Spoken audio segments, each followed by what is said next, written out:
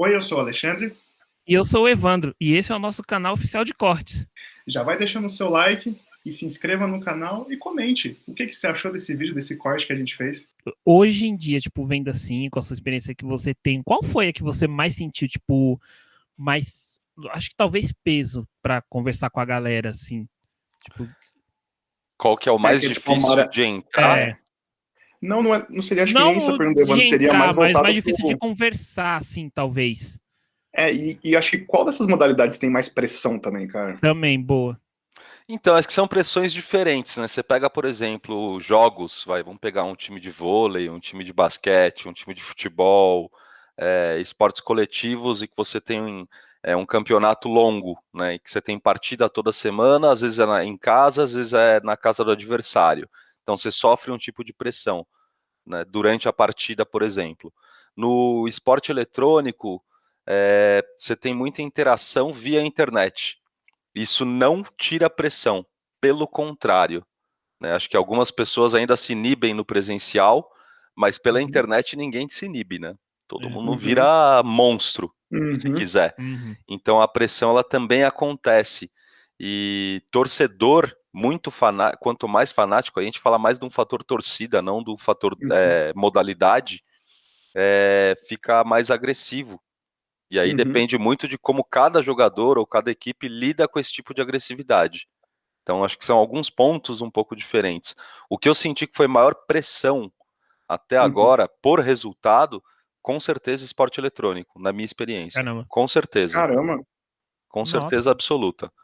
Pressão dentro de equipe, pressão de torcida, pressão de diretoria, por resultado, especialmente no curto prazo, e especialmente porque são campeonatos de tiro curto. Sim. Então, você pega o League of Legends, são 2 campeonatos brasileiros por ano, cada um deles dura em média 3 meses. E os jogos são aos finais de semana. Tá? E o restante do ano? É só se você ganhar o split. Caramba. Então, rola uma pressão. Então, tipo, pô, você tá lutando contra mais 10 times, passou num playoff, chegou numa semifinal, caiu na semifinal. Você vai ouvir. Muito. Então, não é um Caraca, cara, mérito isso... chegar na Uhum. semifinal, é uma Uhum. obrigação. E é uma obrigação você passar. E você acha que isso tende muito... Eu não sei, tá? Isso é uma dúvida minha, uma curiosidade minha. Isso tende muito, talvez, por o pessoal de esportes ter uma idade mais baixa do que, tipo, um exemplo, um Pensei a atleta de mesma coisa. vôlei, ou mesmo não sei, de um futebol, alguma coisa. O que eu quero dizer? Óbvio, não é uma discrepância, não é? Nós estamos falando de uma pessoa de 40 e uma de 16, mas talvez por tomar essa fama muito rápido, geralmente isso quebra muito, principalmente quando é muito novo, né, cara? Porque ainda tá naquela fase da escola, tá na fase de se descobrir, né, muita coisa, né, Uhum. no corpo, na vida, né? Não que, não que não tenha isso já, tipo, normal, né? Mas a impressão que a gente tem de fora é de que realmente são mais, os jogadores de esportes são mais jovens do que os de outros esportes, assim. Eu acho que depende muito também, viu? Porque você pega, por exemplo, tem muito jogador de futebol que tem a mesma idade em que, inclusive, acompanha e joga nas horas livres alguma modalidade de esporte eletrônico. E não é exceção.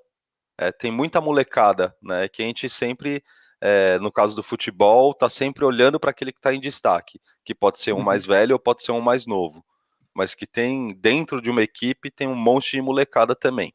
Eu uhum, acho que o fato de ser virtual e pelo fato de ser um campeonato que está muito em evidência, uma modalidade que está muito em evidência, especialmente porque diante de uma pandemia, nenhum campeonato foi interrompido, uhum, então tudo que seria público de futebol direcionou para o online por um tempo, uhum, ou tudo que é público de vôlei direcionou para o online um tempo, acho que isso acaba favorecendo as atenções.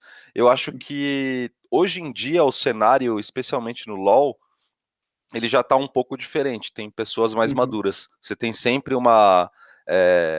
um jogador novo que está estreante e que ele vai ser avaliado por isso, mas não necessariamente ele vai virar uma estrela por causa disso. uhum, Outros esportes, outras modalidades, aí, especialmente aquelas que ainda estão se estruturando, você pega o próprio Free Fire, Fortnite, é o pessoal um pouco mais novo, né? E uhum, esse pessoal, se não tem, e aí não tem a ver com idade nem com modalidade, e é exatamente igual a de esporte tradicional. Se você não tem uma estrutura, inclusive familiar, que ensine ele a lidar, ele ou ela, a lidar com esse tipo de fama, com esse tipo de assédio, você acaba criando uma pessoa imediatista e com um comportamento, às vezes, até mimado, né? Muito mimizento, às vezes. Sim. Você acha Acaba isso da sendo um pouco... geração, cara? Cara, eu acho que a geração coopera um pouco com isso, mas volto a dizer, tem muita gente da mesma geração que teve uma estrutura, que sabe que para você conquistar coisas você precisa precisa trabalhar, precisa dar o sangue, entender que quando você faz parte de uma modalidade eletrônica, assim como qualquer outro, você vai ter que treinar, você vai ter que ter uma boa convivência de grupo, ter um monte de exemplo dessa geração que consegue fazer isso funcionar. O problema que eu vejo é quando as pessoas começam a ganhar muito destaque e às vezes até muito dinheiro sem ter tido esse preparo. Tipo, caiu de paraquedas no ambiente, né? Do nada, tá jogando por diversão, agora eu tô ganhando, sei lá, 5, 10 mil reais por mês e na minha solo kill eu sempre xinguei todo mundo, então aqui eu vou fazer a mesma coisa. E aí que essa pessoa começa a se perder e começa a virar até uma pessoa não desejável.